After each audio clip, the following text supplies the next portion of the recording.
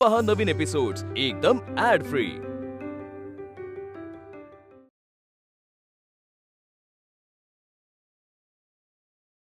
बळवंतराव, गद्रेवाड्याची जागा शाळेसाठी मिळाली तर आहे, परंतु ती पुरी पडणार नाही. होळकरवाड्याचा विचार चालला होता, तो पुन्हा जरा पाहावा लागेल. काही बघायची आवश्यकता नाहीये बळवंतराव. म्हणजे काय? होळकर सरकारांशी बोलून आलोय मी आत्ताच. वाड्याची जागा द्यायला ते तयार झालेत. अरे वा, काय म्हणताय? काय वा वा, काय सांगताय काय? हे खरोखर अतिशय उत्तम झालं. बरं, दोन वाडे एकमेकांच्या जवळ असल्याने आपली दगदगही होणार नाही. आणि दोन ठिकाणी शाळा भरणं हे व्यवस्थापनाच्या दृष्टीने कटकटीचं झालं असतं तर तोही प्रश्न निकालात निघाला. काय वा, बळवंतराव, गोपाळरावांमुळे एक मोठा प्रश्न निकाली निघाला. अहो, विश्वनाथाचा पायगुण चांगला आहे म्हणायचा. तसंही म्हणायला हरकत नाही, पण काम झाले हे महत्वाचे. आता त्या निष्पाप जीवाला कशाला घेताय यामध्ये? अहो गोपाळराव, एवढं संताप करण्यासारखं काय? आणि मी काही वावगं थोडी बोललो, चांगलंच बोललो. नाही, भलेही तुम्ही चांगलं बोलला असाल, पण उद्या काही वाईट घडलं तर पुन्हा त्याचं खापर कोणाच्या तरी पायगुणावर फोडाल तुम्ही. असू द्या. आणि चांगलं झालं म्हणून ठीक आहे, वाईट झालं असतं तर? मुळात या अशा पद्धतीनं विचार केलेलाच मला पटत नाही. किमान आपण शिकलेल्या लोकांनी तरी शकून अपशकून या गोष्टीवर विश्वास ठेवला नाही तर बरं होईल. आगरकर, अहो, एवढी आनंदाची बातमी दिलीत तुम्ही, कशाला हे नको ते वादाचे विषय आता? तोंड गोड करूया. आणि हो, आता लवकरात लवकर आपल्या महाविद्यालयाचं कामही सुरू करूया. दीनानाथा, बाबा रे, जा पारापाशी जाऊन पेढे घेऊन ये बाबा, लवकर.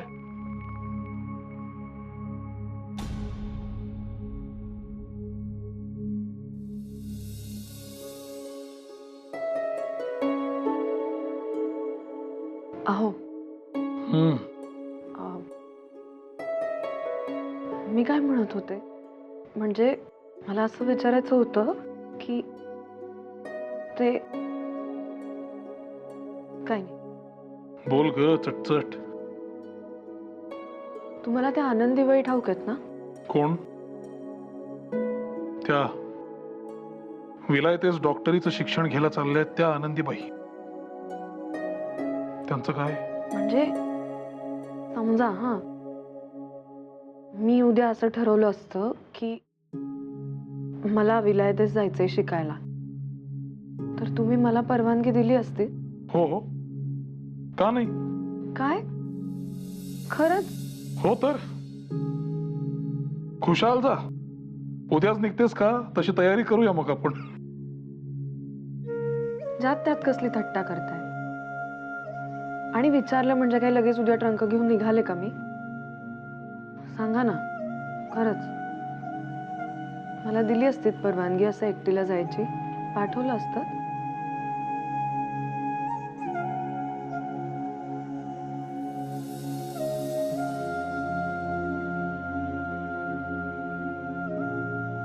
आता तू विचारतेस म्हणून सांगतो, जो परवानगी मागतो तो कधीच जगा वेगळ्या गोष्टी करू शकत नाही भामे. माझ्या परवानगीचंही सोड, स्वतःला विचारून बघ, इथलं सगळं घरदार संसार सोडून त्यांच्या इतकी मोठी उडी घेणं तुला जमलं असतं का? परका देश, परके लोक, परक वातावरण, अन्न पाणी हवा सगळं निराळं, आपल्यासारखं नाही. अशात एकटं राहायचं. तिकडच्या लोकांचं दिसणं, बोलणं, वागणं, भाषा, संस्कृती सगळं भिन्न. अशातनं येणारं एकाकीपण, हे सगळं सांभाळून अभ्यास करायचा. हे सगळं जमलं असतं का? मस्तच जमलं कदाचित. म्हणजे अभ्यासाचं ठीक आहे, पण आपल्यासारखी माणसंच नसतील आसपास, तर मग बोलणार तरी कोणाशी? तुला सांगतो,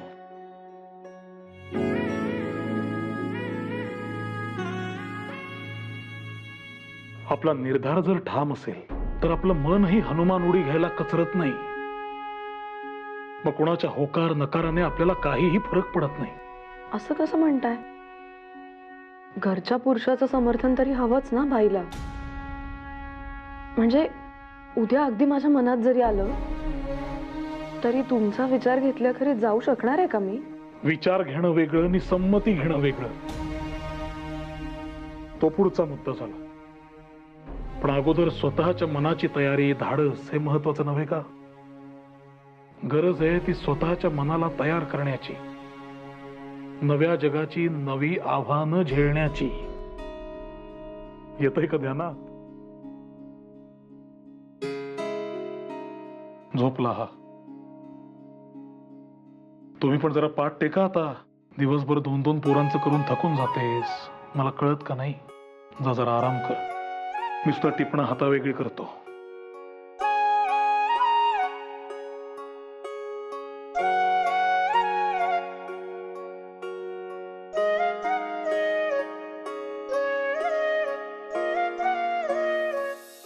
नामजोशी, नाही, शाळेच्या नवीन जागी आपण आलो हे चांगलंच आहे, पण आगरकर होळकर सरकारांशी याबद्दल बोलत होते, याची तुम्हाला काही कल्पना होती?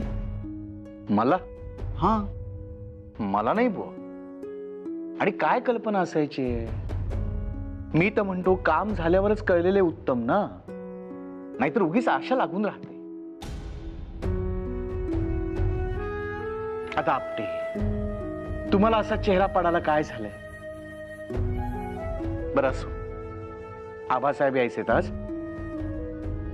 अहो आबासाहेब, कागलकर घाटगे. हां हा, दुपारच्या जेवणाची सोय पाहायला हवी त्यांच्या. दरबारी माणूस, उगाच कुठे कमी जास्त झालं तर खडाखडीला निमित्त नको. मी पाहून येतो. हां.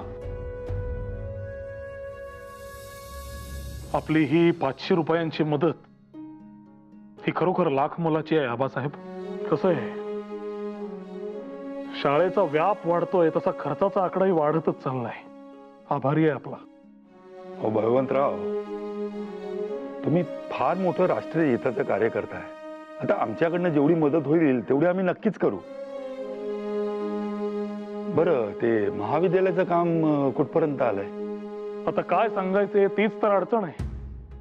तशा आमच्या मनात खूप काही योजना आहेत, पण मुद्दा पैशापाशी आला की बोलणेच खुंटते. सगळ्याचे सोंग आणता येलो, पैशाचे सोंग आणायचे कुठून? हे गणित फळ्यावर शिकवायला सोपं आहे, परंतु व्यावहारिक जीवनातली ही खरी गणित सोडवताना नाकी नऊ येतात. असो, आमची मुख्य अडचण खरं तर जागेचीच आहे. महाविद्यालय कायमस्वरूपी लहान जागेत ठेवून चालायचं नाही. शाळेचं ठीक आहे, थोडी लहान जागा चालते, पण महाविद्यालयाचा पसाराही मोठा, व्यापही मोठा. भगवंतराव, कदाचित तुम्हाला आवडणार नाही, पण एक मार्ग सुचवू का मी? सुचवा की. अर्थातच. त्यात विचारायचं काय? काही चांगला मार्ग सापडला तर आमच्यासाठी चांगलंच आहे. तुम्ही सरकारी अनुदानासाठी अर्ज का नाही करत?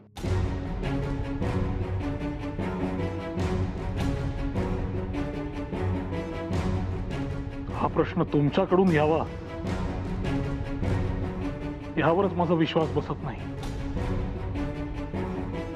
न्यू इंग्लिश स्कूल सुरू करताना आमचा विचार काय होता हे ठाऊकच आहे तुम्हाला.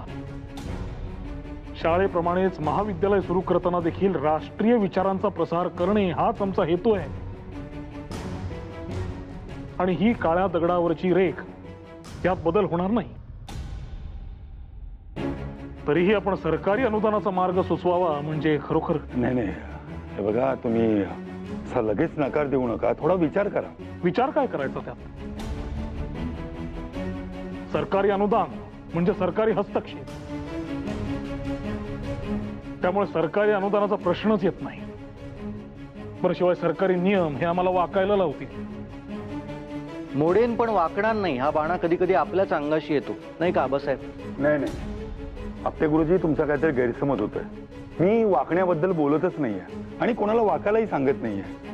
हो, पण थोडा लवचिकपणा तर दाखवता येईलच ना? आबासाहेब, ज्या मार्गाला आपल्याला जायचंच नाही त्याबद्दल विचारपूस करून वेळ व्यर्थ घालवण्यात काय अर्थ आहे? मान्य बळवंतराव, अगदी मान्य. पण कसं आहे ना बळवंतराव, बघा, नकार देणं हे आपल्या हातातच आहे. मग हा पर्याय एकदा चाचपून बघायला काय हरकत आहे? नाही, मला हे पटतंय. अहो, रुचलं नाही तर नकार आहेच ना आपल्या हातात. आपल्या पाठीशी कोणी दंडुका घेऊन लागणार नाहीये, पण किमान चौकशी तरी करून बघावी असं मला वाटतं. छे, आबासाहेबांचं मत सरकारी अनुदान घ्यावं असं असलं तरी मी त्यास स्पष्ट नकार दिलेला आहे. एक वार या पर्यायाचा विचार करून बघायला हरकत काय आहे असं त्यांचं म्हणणं आहे. तर खरोखर या विषयावर सारासार विचार केला जावा असं वाटतं तुम्हालाही गोपाळराव? या पर्यायाचा विचार करण्याआधी अनुदानासाठी कोणासमोर हात पसरावे लागणार आहे त्याची कल्पना आहे ना तुम्हाला? जेम्स फर्ग्युसन ही तीच व्यक्ती आहे जिचा खरपूस समाचार घेतला होता आपण कोल्हापूर प्रकरणात. तो अग्रलेख आठवतोय ना? सर जेम्स फर्ग्युसन यांच्या संबंधाने आम्हाला जो भरोसा होता तो अगदी उडालाय. सर जेम्स यांना एखादी गोष्ट स्वतंत्रपणे करण्याची सुचत नाही व सुचली तरी हट्टाने अंमलात आणण्याचे धैर्य त्यांच्यात नाही. आज सर रिचर्ड गव्हर्नर असते तर कोल्हापूर प्रकरण इतके भिजत पडले नसते. साहेब मजकूर एक दिवस उठून राजाच्या बंगल्यावर गेले नाहीत किंवा राजाला आपल्या बंगल्यावर आणवले नाही या आळसाला म्हणावे तरी काय. आम्ही आव्हान देतो, केसरीच्या आळेला हिसके देण्याची हिंमत सरकारने दाखवावी. केसरीनं त्यावेळेस हिंमत दाखवून आपलं कर्तव्यच बजावलं गोपाळराव. मान्य, म्हणूनच विचारतो, ज्यांच्यावर शब्दांचे असूड ओढले आपण त्यांनीच दिलेल्या अनुदानामधून कॉलेज सुरू करायचं आहे का? तुम्ही म्हणता ते बरोबर आहे. या सरकारी अनुदानाच्या मार्गावर आपल्याला जायचेच नाही आणि आपण जाणारही नाही. शाळेचा प्रश्न सुटला ना, कॉलेजचाही सुटेल. उद्याच कार्यालयात हा विषय काढून सगळ्यांचं मत घेऊ. आपट्यांचं मत काय आपल्याला ठाऊकच आहे. नामजोशींचंही मत लक्षात घेणं आवश्यक आहे. उद्या चर्चा करू आणि मार्ग काढू. चिव चिव चिव, काव काव काऊ, बाळाचं रडू.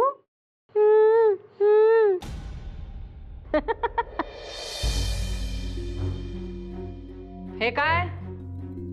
भामा कुठे? ताई अंघोळीला गेल्यात. हा बघा ना, नुसतं खेळतंय. आम्हाला झोपायचं नाही, अजिबात अजिबात झोपायचं नाही आम्हाला, हो की नाही? मग ताईंना म्हटलं तुम्ही कशाला ताटकळताय? जातोवर मी बघते त्याला, हो की नाही? काहीतरी बाई हे वागणं. हिला एक पाचपोच नाही वागण्याचा, पण आमच्या भामीला काय झालंय कोणास ठाऊक. कशाला हिच्याकडे पोरं सोपवत असते काही कळतच नाही मला. आता लेकरा बाळांचं हिला काय कळणार आहे? अगं अगं अगं अगं, झोपवतीयस ना त्याला का खेळवतीयस? अशाने निजणार आहे का तो? अहो हा बघा ना, हा झोपतच नाहीये, नुसतं खेळायचंच म्हणतोय. खेळेल नाही तर काय? तू अशी त्याच्या कानाशी आवाज करत राहिलीस तर झोपणार आहे होय तो? अहो खेळू दे की. जरा हातपाय हलवले की कसं मग हातापायांमध्ये बळ येईल आमच्या. म्हणजे आता तू शिकवणार आहेस मला?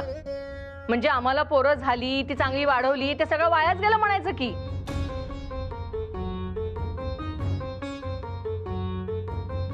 अगं म्हणजे 4 पावसाळे जास्त पाहिलेत आम्ही, तुमच्यापेक्षा अनुभव जास्त आहे आम्हाला, हे मान्य करा की. का तुम्ही आता आलेल्या मुली आम्हाला शिकवणार आहात लेकरांना कसं वाढवायचं ते? त्याला जरा थापटव म्हणजे निजेल तो. आमचे केस काही उन्हात पांढरे नाही झाले. थोडं ऐका आमचं. त्याला थापटव म्हणजे निजेल तो. चला झोपायचं आता. हा असं. गाई ये. अगं सावकाश, सावकाशीनं जरा. अगं झोपव त्याला. जेवढा झोपेल ना तेवढं बाळसं धरेल तो. झोपव, थापडव. हा झोपतोय का? नाही हो, झोपायची काहीच चिन्ह दिसत नाही. हे बघा नुसतं खेळायचंय त्याला, हो की नाही? जास्त खेळणं सुद्धा लहान मुलांसाठी चांगलं नसतं हो. दृष्ट लागते अशानं त्यांना इतरांची. मी एक काम करते, त्याला पाळण्यातच नेऊन घालते, म्हणजे कसं शांत झोपेल, हो की नाही विश्वनाथ? सावकाश सावकाश. ओग ते ओग. विश्वनाथ पाळण्यात झोपणार ना माझ्यासोबत? कृष्णा ये बाळा इकडे. अगो विश्वनाथ अगं बाई, तुम्ही कधी आलात? छान. काकू सोबत खेळून झालं, आता आजी सोबत खेळा. हो आता पाण्यात टाकणारे आणि झोपायचे. न हवी तुला कशाला? आता गाई गाई करायची हा शहाण्या मुलासारखी.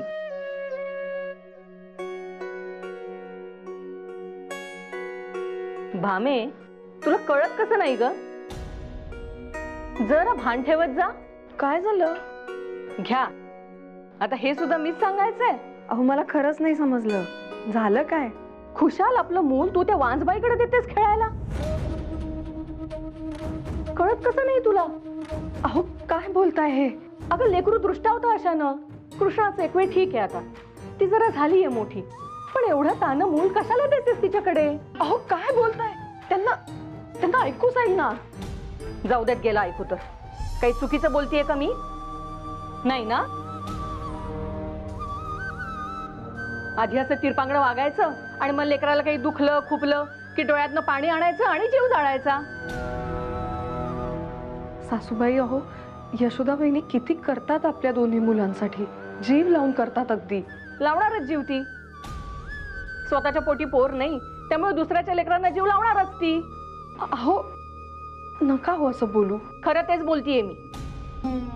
आधीच इतके उपास तापास व्रतवैकल्य करून सुद्धा पोटी पोर नाही म्हणून किती दुःखी असतात त्या. कसं बसं पचवतायत त्या हे. त्यात आपण घरच्याच माणसांनी हे असं बोलणं कसं दिसतं? बरं वाईट मला काही कळत नाही भामे, पण मी स्पष्टच सांगते, आपली मुलं तिच्याकडे सोपवलेली मला अजिबात खपणार नाही. अहो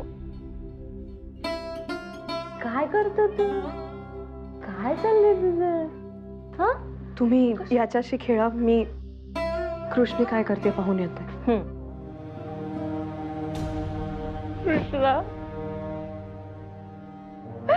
बाळा, मी माझ्या सावलीला तुला काही होऊ देणार नाही बघ.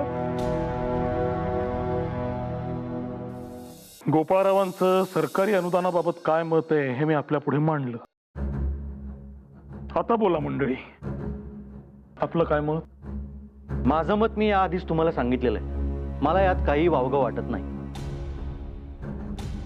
वावगे वाटत नाही? अहो हे म्हणजे डोळ्यावर पट्टी बांधून चालण्यासारखे झाले. मला काही दिसत नाही म्हणल्याने डोळ्यावर बांधलेली पट्टी लोकांना दिसणार नाही असं वाटतंय का तुम्हाला? नाही, मुळात हा दाखलाच चुकीचा आहे. मी डोळ्यावर पट्टी बांधूया असं म्हणतच नाहीये, पण माझं असं स्पष्ट मत आहे की जर का मदतीशिवाय दुसरा कुठलाही मार्ग दिसत नसेल आणि समोरून मदत येत असेल तर ती का नाकारायची? अहो पण त्यासाठी त्या जेम्स फर्ग्युसनला विनंती करावी लागेल. त्याचं काय? हो मग करायची. हे बघा, कोल्हापूर प्रकरण हा वेगळा मुद्दा होता आणि महाविद्यालयाची उभारणी हा वेगळा विषय, आणि हे समजण्या इतके जेम्स साहेब नक्कीच समंजस असतील. क्या आता तुम्हीच त्यांच्या समजूतदारपणाचं प्रशस्तीपत्रक घेऊन फिरलात तर मग पुढे काय बोलणार ना मी? नाही, हे बघा, प्रशस्ती पत्रकाचा मुद्दाच नाहीये. आपला हेतू आणि तो साध्य करण्यासाठी उचलावी लागणारी पावलं इतकाच विषय. त्यावेळेस मला देखील त्यांचं वर्तन पटलं नव्हतंच. त्यांच्या विरोधात आपण केसरीमध्ये धारदार लेख लिहिले होते, तेव्हाही मी आपल्याला पाठिंबाच दिला होता. पण आता हा विषय वेगळा आहे आणि ते मदतीसाठी तयार आहेत अशी चिन्ह आहेत. त्यामुळे अशा वेळी व्यर्थ प्रश्नात न गुंतता आपला हेतू साध्य होत असेल तर तो करावा, इतकंच माझं म्हणणं आहे. हे बघा ते नाही, हे बघा गोपाळराव, शांत व्हा गोपाळराव आपटे. शांत व्हा. हे पहा, आपण सगळे जर असेच भांडत बसलो तर वादानं वाद वाढत जातील. आपली मूळ समस्या मात्र तशीच राहील. बळवंतराव, आगरकर, एका दृष्टीने विचार करता मला तुमचा मुद्दा पटतो. सरकारी अनुदान घेतलं तर सरकारी हस्तक्षेपही आलाच, तो टाळता यायचा नाही. आता याला पार्श्वभूमी आपल्या केसरीतल्या अग्रलेखांची आहे आणि त्यामुळे भविष्यात काही अडथळे येऊ शकतात का याचा सांगोपांग विचार आपल्याला करायला लागेल. पण तरीही आपटेंचाही मुद्दा पूर्णपणे चुकीचा आहे असं मला वाटत नाही. आपल्या समोरचे सारेच खर्च म्हणजे शाळा, महाविद्यालय, केसरी, मराठा सारेच हे लक्षात घेता आपल्याला कधी ना कधीतरी पगारवाढ ही करावी लागेलच.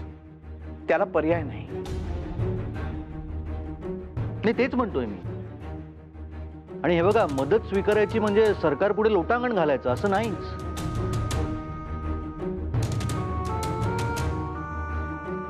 बळवंतराव, गोपाळराव, आणखी एक मुद्दा तुम्ही ध्यानात घ्यावा. तुमच्या दोघांच्याही डोंगरीच्या तुरुंगवासानंतर साऱ्या लोकांची सहानुभूती आपल्या बाजूची आहे. त्यामुळे लोक स्वतःहून मदतीचा हात पुढे करतायत. सरकारनं जर आत्ता आपल्याला मदत करायची ठरवली तर संस्थानांच्या मनातला किंतु जाऊन संस्थानं देखील सढळ हस्ते आपल्याला मदत करायला मागे पुढे बघणार नाहीत. विचार करा.